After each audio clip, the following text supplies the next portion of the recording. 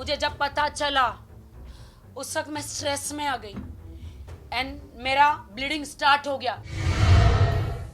मेरा मिसकैरेज जिसको बोलते हैं, वो बोलते हैं कि नहीं कोई मिसकैरेज नहीं था।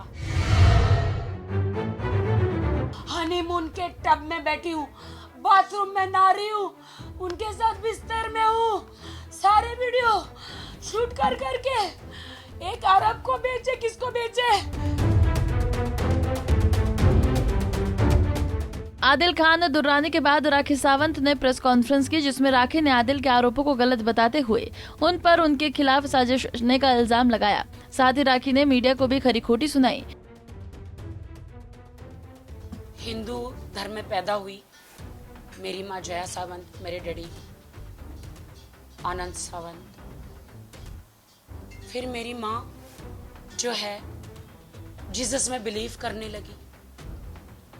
हम लोग बॉर्न क्रिश्चियन तो नहीं है, लेकिन माँ के साथ पूरा घराना जुड़ा रहता है। जैसे माँ बिलीव करने लगी तो मैं भी बिलीव करने लगी। तो हिंदू से जीसस में बिलीव करने लगी। शादी मेरी एक मुस्लिम लड़के से हुई। तो शादी निकाह होने के बाद क्या मेरा फर्ज नहीं बनता है कि मैं इस्लाम धर्म की रिस्पेक्ट करूं, मैं नमाज पढ़ूं? पति ने जो मुझे निकाह जब कराते हैं, कबूले के साथ साथ ला इलाहा इल्लल्लाह मोहम्मद रसूल अल्लाह वो पढ़ाते हैं, तो क्या मैं नमाज ना पढ़ूं? नमाज पढ़ना भी मुझे आदिल ने सिखाया। वो मुझे कहते हिंदू थी, ये हिंदू है, क्रिश्चियन है, मुसलमान है। ये मैंने आपको बताया।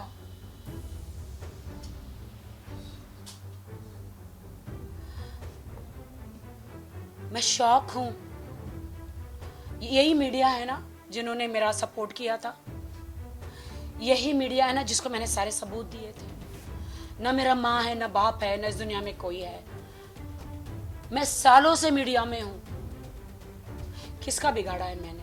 कभी किसी का नहीं बिगाड़ा, किसी के साथ बुरा नहीं किया। सारे सबूत हमेशा आपको देते गई।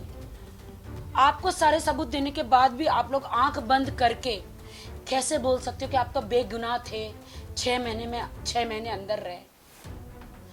क्या हमारे देश का कानून आप लोग उनको ललकार रहे हो कि वो लोग ने आदिल को बगैर सबूत के ऐसे 6 महीने डाल दिए? क्या मेरे पास कोई सबूत नहीं थे? आदिल ने मुझ पे इतनी मार पिटाई करी थी, शादी के 1 महीने के बाद ही मार पिटाई शुरू हो गई थी। लेकिन मैं तो हूं राखी सावंत ना, कंट्रोवर्शियल गर्ल। कौन मानेगा मेरी बात? कौन मानेगा मेरी बात? नीचे इंस्टाग्राम हर जगह लिखते हैं, अच्छा पहला पति था, इसका तो घर कभी नहीं बसेगा। अभी तो शादी भी नहीं हुई, पहले लिख के आ जाता है, इसका तो घर कभी नहीं, इसको भी छोड़ेगी, इसको भी लूट लेगी। पहले ही, अभी तो शादी भी नहीं हुई, पहले से ही बोलना शुरू कर देते हैं लोग। प्रेस कॉन्फ्रेंस में राखी ने अपनी प्रेगनेंसी को लेकर भी बात की। वो कहती हैं कि जब उनकी मां बीमार थी तब वो प्रेग्नेंट थी। उन्हें तब आदिल की गर्लफ्रेंड के बारे में पता चला। आदिल ने उन्हें इतना मेंटली टॉर्चर किया कि उनका मिसकैरेज हो गया। शब्द यूज करेगा कि इसका तो यूट्रस निकल गया है, ये तो मां नहीं बन सकती, मैं चैलेंज करता हूँ। ये क्या तरीका है? क्या तरीका है? कोई आदमी, कोई बहन, कोई भाई ऐसा सहन करेगा अपनी बहन के लिए? ऐसा बोल रहे कौन पिता, कौन पति ऐसा सब सहन करेगा? ये कैसे मेरे लिए शब्द यूज किए? इसने मुझे कहा था कि मैं तुझे मीडिया में, जगत में पागल कर दूंगा, तुझे झूठा साबित कर दूंगा, मैं सिंपैथी लूंगा सबसे। सबको तुम्हारा रिकॉर्ड पता है, 20 साल से तुम यहाँ पे कंट्रोवर्शियल हो। झूठी शादी मेरे साथ, उसको बॉलीवुड में जाना था। मुझे इतना मार मारा है इस आदमी ने, इतना मार मारा। सलमान से मिला, शाहरुख से मिला, फराह खान को गले पे चढ़ गया था एक दिन छाती पे। इसका कहना है कि वो फराह खान को नहीं भाई, सलमान से कभी नहीं मिला, उसने कल बोला। पूरा अबू धाबी साक्षी है, पूरा अबू धाबी साक्षी है।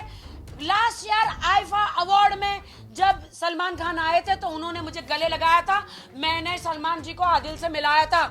आदिल को सलमान ने ऐसा करके हाथ मिला के कैसा है ध्यान रखना, ऐसा बोला था भाई ने। तो सोचे उसने मेरा मैरिज डिनाई किया था। उस वक्त मैं प्रेग्नेंट थी,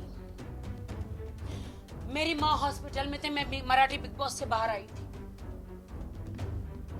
मुझे इतना मेंटली टॉर्चर उसने किया था जब मैं मराठी बिग बॉस से बाहर। आप लोग को सबको पता है ये स्टोरी। मेरी माँ हॉस्पिटल में थी, I was conceiving that time. और जब मुझे पता चला, मैं माँ के टेंशन में थी, जब मुझे उनकी गर्लफ्रेंडों के बारे में पता चला, अवैध संबंध विद बॉयज एंड गर्ल्स, मुझे जब पता चला उस वक्त मैं स्ट्रेस में आ गई एंड मेरा ब्लीडिंग स्टार्ट हो गया। मेरा मिसकैरेज जिसको बोलते हैं, वो बोलते हैं कि नहीं कोई मिसकैरेज नहीं था। मैं तुरंत उसी टाइम पे मैं डॉक्टर को बोला, डॉक्टर मेरे साथ ये हुआ है। नहीं नहीं नहीं, ऐसा कुछ नहीं हुआ, मेरा मिसकैरेज हुआ है जो किसी को भी चलते चलते भी हो जाता है। मैं डॉक्टर के पास कोई अबॉर्शन कराने नहीं गई थी, वो पाप है, वो गुनाह है। आदिल के टॉर्चर की वजह से मुझे हुआ था।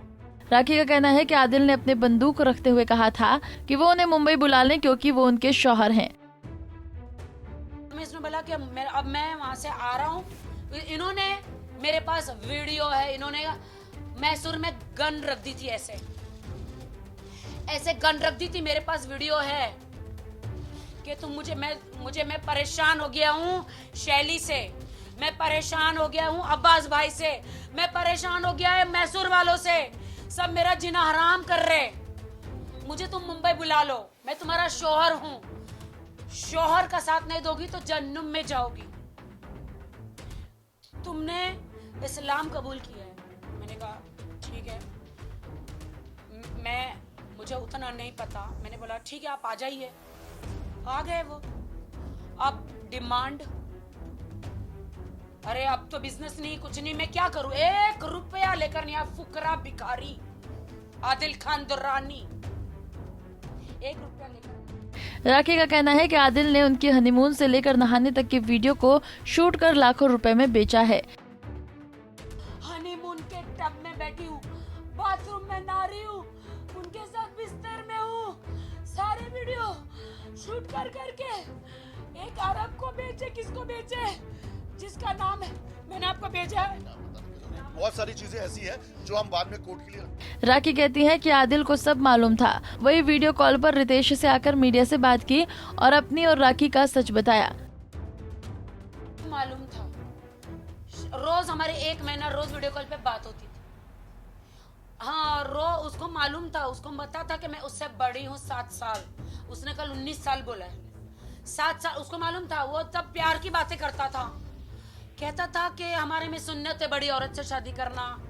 मैंने कहा नहीं नहीं नहीं, मुझे प्रॉब्लम है। मैं अभी रितेश मेरे से अलग हुए, बिग बॉस से बाहर आए, प्रॉब्लम है, मैं डिप्रेशन में खुद ही हूँ, मेरे साथ बहुत ये हुआ। अरे छोड़ो, सब छोड़ो, हम प्यार करेंगे, हम नई जिंदगी बचाएंगे। जैसे कि निक और प्रियंका है, वैसे तुम और मैं 30 साल का हूँ, मैं ये हूँ, मैं वो हूँ। बहुत सारा प्यार में वो पूरा फंसाया मुझे। रितेश से मेरी शादी हुई थी या नहीं हुई थी, मैं रितेश को लगाती हूँ, रितेश बताएंगे।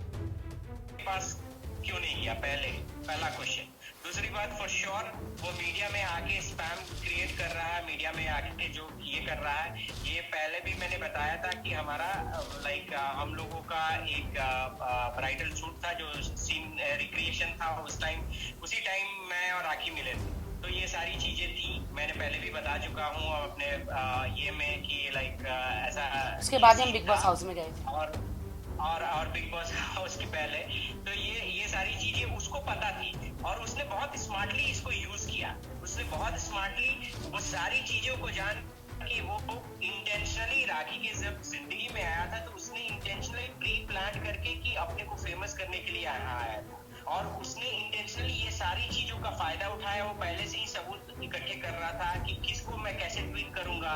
अभी मैं आपको इसकी सारी चीजें मैं देख रहा था।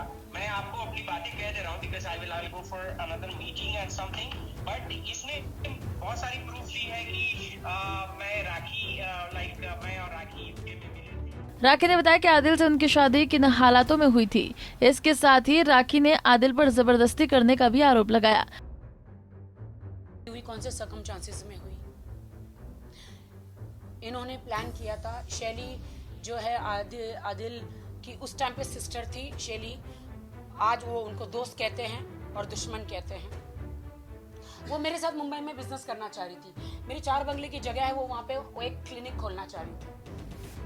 हमारा एग्रीमेंट हुआ था। तो उन्होंने कहा राखी तू तो छोटी गाड़ी में घूमती, अच्छा नहीं लगता, मैं तुझे एक गाड़ी गिफ्ट करना चाहती हूँ। तो आदिल का बिजनेस था छोटा मोटा, सेकेंड हैंड कार के देता था। तो ये लोग भाई बहन आपस में थे। तो उन्होंने मुझे शैली ने बोला कि you come here, I want to gift you car. मैंने कहा जरूरत नहीं है। मैंने कहा शैली आप एक काम करो ना, कार आप है ना मुंबई भेज दो। बट अब मुझे नहीं पता कि वहां पे क्या षड्यंत्र रचा जा रहा है आदिल खान दुरानी का। आदिल खान दुरानी ने कहा कि नहीं दीदी कुछ भी हो जाए उसको यहाँ बुलाओ। उसने बोला नहीं आदिल उस कार बना के उसको भेज दे बाय रोड। नहीं दीदी उसको कुछ भी बोला इधर बुलाओ, कुछ भी हो जाए उसको इधर बुलाओ। मैंने कहा मैं नहीं आ रही हूँ। 1000 बार मना करने के बाद भी उसने बोला नहीं आपको क्या क्या चाहिए अंदर कार में ये। तो फिर मैं बोली यार कभी मैं BMW कार में घूमी नहीं, मैं कार लेने चली गई। लेकिन उसके पहले उसने प्लान बना के रखा था कि राखी को कैसे षड्यंत्र रचाना है, कैसे जाल डालना है। हाँ मैं दूध पीती बच्ची नहीं हूं, बट वो जाल मुझे नहीं दिखाई दिया। मैं गई, शर्म आती है मुझे भाई के सामने बोलते हो। मुझे कहीं खौफ था, इसलिए मैं अपने भाई राजीव खैंची को यहाँ से लेकर गई साथ में टिकट बना के। उसने उसका मैंने बोला 2 रूम बुक करना। उसने एक रूम मेरा इधर बुक किया, एक रूम कहीं दूर कहीं राजीव का बुक कर दिया। बोली भाई आपका रूम कहाँ है? उन्होंने बोला दूर है। इनका एक बंदा आया, मैं आदिल रूम में थे, बाहर से लॉक मार के चला गया। जो फिर मेरे साथ हुआ, मुझे नहीं लगता आप लोगों को बोलना चाहिए मुझे। इसके गवाह 3 लोग हैं, उर्फी जावेद, राजीव खैंची और शैली, जिन्होंने मुझे कार देने के लिए बुलाया था। जब मेरे साथ वो हुआ 3 घंटे लगे उसको मेरे कपड़े फाड़ने में, सारी चीजें करने में। मैंने उस वक्त ठान लिया कि मैं पुलिस में जाऊंगी और मैं कंप्लेंट करूंगी हर चीज। मैंने उर्फी को तुरंत फोन किया, उर्फी रो के, उर्फी मैं क्या करूं? उर्फी मेरी बेस्ट फ्रेंड थी तभी। उर्फी ने बोला मैं तेरे को अभी से अभी कार भेज रही हूं, तू आ जा। दूसरे दिन वो कार दे रहे थे मुझे, मैं बात नहीं कर रही थी। मैंने कहा आपने गलत किया। मैंने शैली को बताया, मैंने सबको बताया, क्यों नहीं बात कर रही हो ये वो। फिर इसने बोला कि don't be sad, you are a nice girl, I want to marry you. दूसरे दिन I love you, I want to marry you, I want to live with you, मैं तेरे साथ रहना चाहता हूं। उस वक्त मेरा दिल नरम हो गया।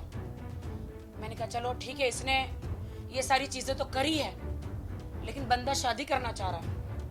उस वक्त मैंने अपना मन बदल दिया। वो मुझे गोवा लेकर गया।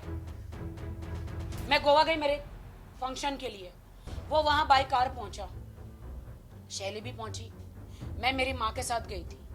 मैंने उस वक्त माँ को नहीं बताया। गोवा में वो 2 मौलाना को लेकर आया, डर गए गोवा के मौलाना, अरे भाई राखी सावंत का निकाह, नहीं हम नहीं करेंगे। फिर मैंने बोला मौलाना सुनो, इन्होंने मेरे साथ क्या बोलते जीना किया है और ये मेरे से निकाह करना चाहते हैं, मैं भी इनसे करना चाहती हूँ। आप अल्लाह को जवाब देंगे कि क्या आप मेरा निकाह नहीं कराना चाह रहे, जब हम दोनों राजी हैं? ताकि वो मेरे बारे में सब जानते थे, रितेश के बारे में, मेरी कंट्रोवर्सीज के बारे में, मेरी जिंदगी एक खुली किताब है सबके सामने। कहीं एक छोटे से मैं टेलीविजन पे नहीं छपी हूं, मैं एक ब्रांड हूं। वो मेरे बारे में सब जानते थे, लेकिन उसने कहा एक दिन कि अरे मुझे पता नहीं था तुम कौन हो। कराई हमारी, और मैंने बोला मौलाना जी मुझे सर्टिफिकेट चाहिए। उन्होंने बोला इमीडिएटली नहीं देते, तुम्हारे गवाह नहीं है, क्योंकि वो गवाह ही नहीं, मुझे मालूम ही नहीं निकाह क्या होता है, मुझे पता ही नहीं निकाह में गवाह भी चाहिए। मुझे मालूम ही कर रही हूँ, मुझे सर्टिफिकेट दो। इन्होंने मौलाना जी के बोला कुछ भी हो जाए, राखी को सर्टिफिकेट देना नहीं, किसी भी हालत में सर्टिफिकेट देना नहीं। राखी ने पहले पति रितेश की जमकर तारीफ भी की। रितेश ने उनकी मां का इलाज करवाया। लॉकडाउन में जब उनके पास खाने को नहीं था तब रितेश ने उनकी मदद की थी। रितेश बहुत अच्छा इंसान है। जब लॉकडाउन में मेरे पास खाना नहीं था, मेरे पास अनाज नहीं था, मेरी माँ को कोरोना हुआ, मेरी माँ को हॉस्पिटल पहुंचाने के लिए घर में 1 रुपया नहीं, कहाँ से कमाऊं, क्या करूं। रितेश एक भगवान जैसे मेरी जिंदगी में आए। मेरी माँ का ऑपरेशन 4 बार कराया, करोड़ों रुपए खर्च किए। मैं वहां पे मैं एक ऐप पे जाती थी ताकि मुझे कुछ मिल जाए पैसे, मैं कोरोना के नाम में अनाज भरूं। वो कहां से अनाज मेरे घर में बेचता था, सब्जियां बेचता था कोरोना काल में। तो रितेश मेरी जिंदगी में एक भगवान की तरह आए। मेरी माँ का इतना सेवा किया, इतना सर्जरी कराया। एंड तक मेरी माँ की जबान पे आदिल नहीं था, सिर्फ रितेश था। माँ को इसने कभी पैसा नहीं दिया। मैं 10 लाख रुपया देकर गई थी, मेरी भाभी ने हाथ जोड़ के इसकी माँ कोमा में चली गई है, इसकी माँ कोमा में चली गई है। 1 मिनट, इसकी माँ कोमा में चली गई है, पैसा दो। ये फोन नहीं करता था, बिल्कुल भी भाभी का फोन नहीं उठाता था। और मेरी माँ कोमा से ऊपर चली गई और शर्म आनी चाहिए, लानत है इसके, थूकती हुई इसके मुंह पे। कहता है आदिल खान दुरानी, थूकती हुई इसके मुंह पे, कहता है कि जिस दिन इसकी माँ मरी वो बिरयानी खा रही थी। नहीं, प्रेस कॉन्फ्रेंस आप लोगों ने लिया, देखा हमने भी है यार उसको। नारी से जुड़ी मोर अपडेट्स के लिए हमारे इंस्टाग्राम को फॉलो, फेसबुक को लाइक और यूट्यूब चैनल सब्सक्राइब करना ना भूलें।